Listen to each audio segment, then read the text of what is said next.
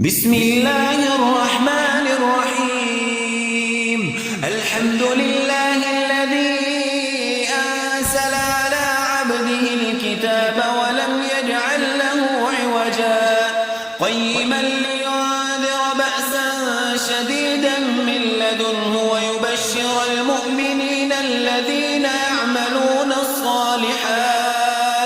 يعملون الصالحات أن لهم أجرا حسنا ماكثين فيه أبدا وينذر الذين قالوا اتخذ الله ولدا ما لهم به من علم ولا لآبائهم كبرت كلمة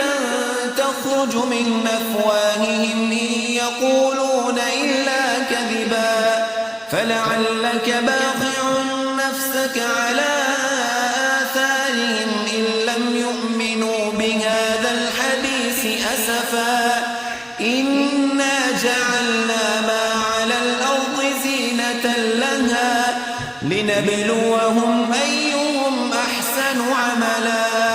وإنا لجاعلون